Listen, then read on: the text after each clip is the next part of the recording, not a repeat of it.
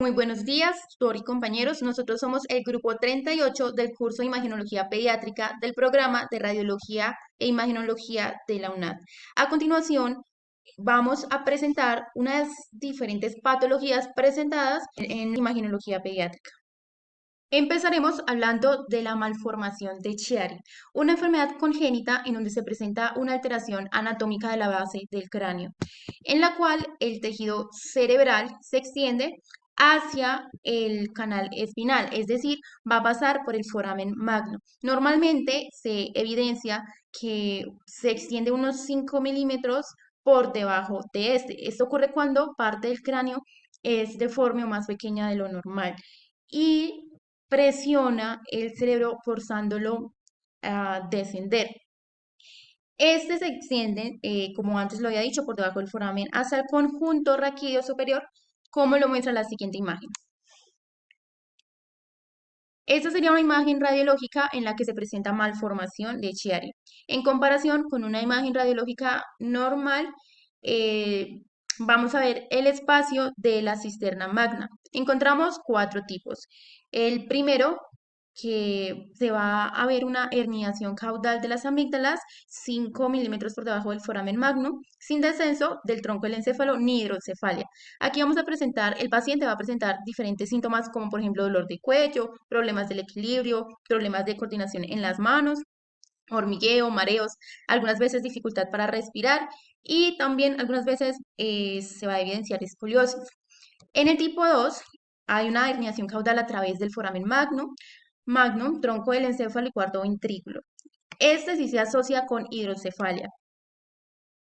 También los pacientes presentan síntomas como dificultad al tragar, cambios en la forma de respirar y debilidad en las extremidades superiores. En el tipo 3, encefalocele occipital en conjunto con las anomalías presentadas en el tipo 2.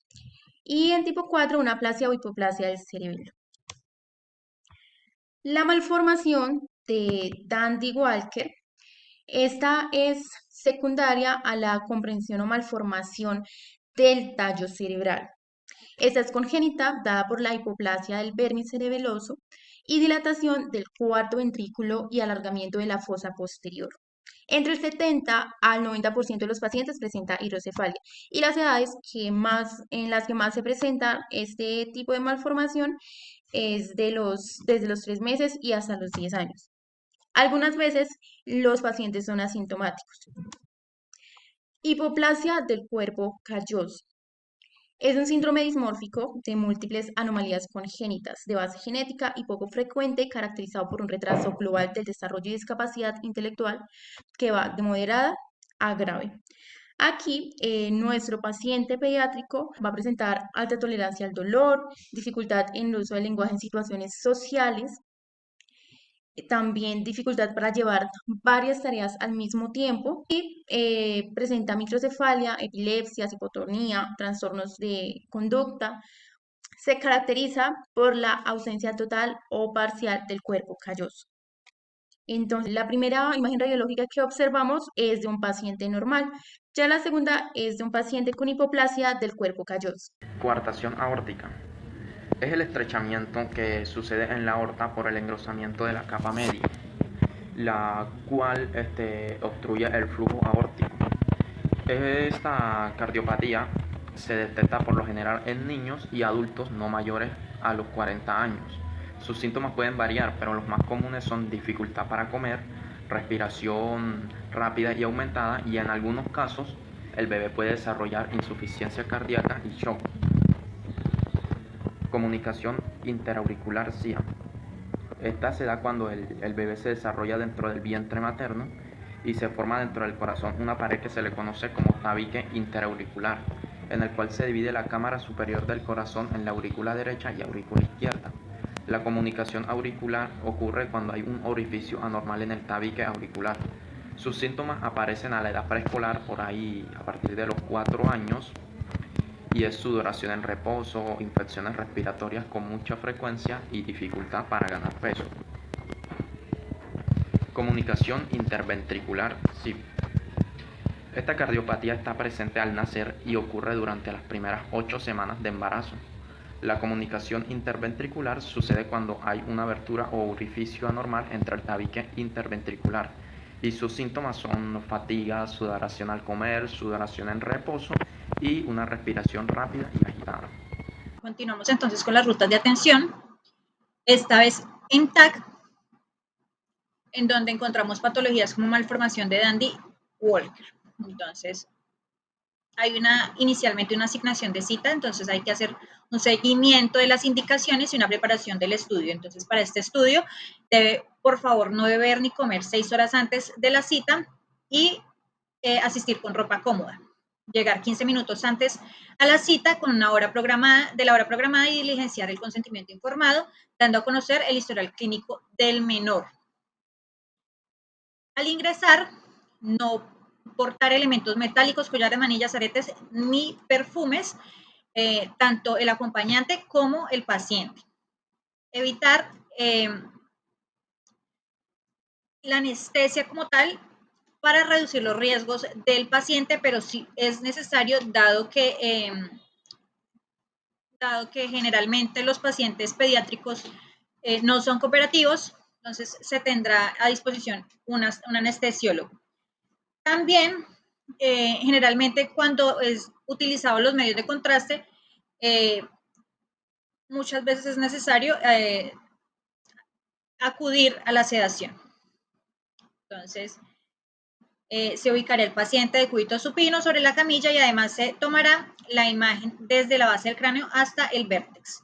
Se presentarán las imágenes al médico radiólogo, quien las aprobará y en caso de haber sido sedado el paciente será el anestesiólogo quien lo va a despertar. Entonces, la sedación, recordemos que es el procedimiento que se utiliza para ayudar a los pacientes a relajarse mediante los medicamentos.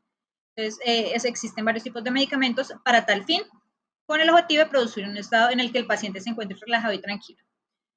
Recordemos también que hay distintos estados de sedación.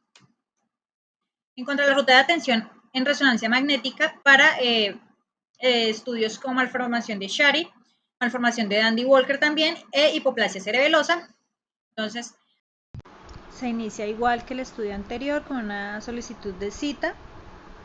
Siempre, por favor, cuando hay estudios de altas tecnologías, entonces realizar el consentimiento informado a los pacientes y sobre todo cuando hay estudios que implican medios de contraste.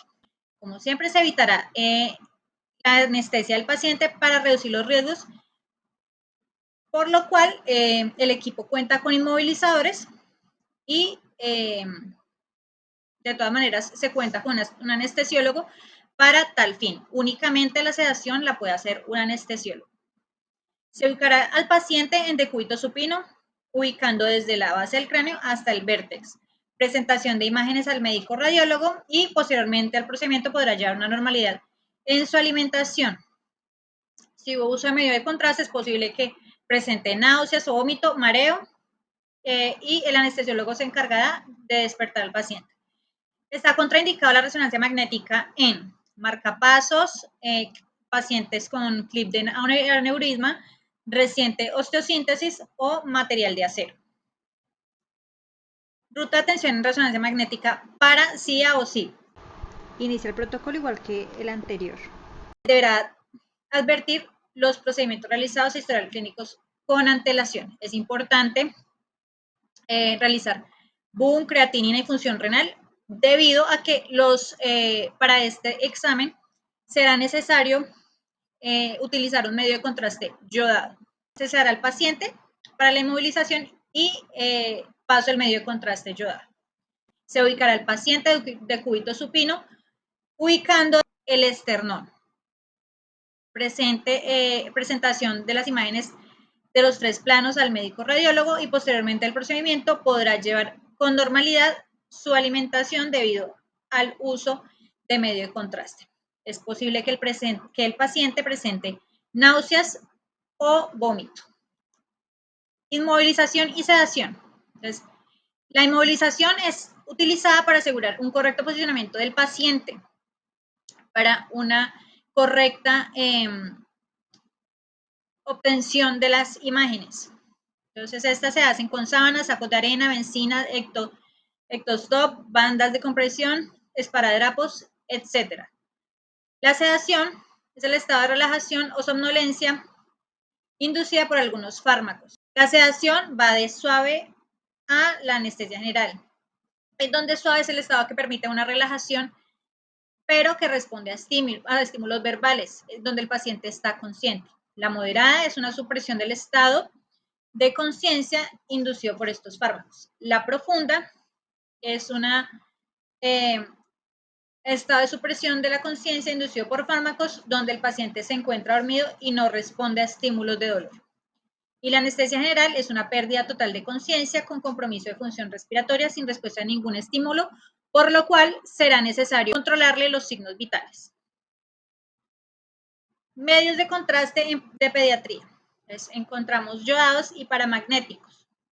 La administración es endovenosa con distribución vascular. Los paramagnéticos es una sustancia asociada a una molécula quelante ligada a una molécula de gadolinio.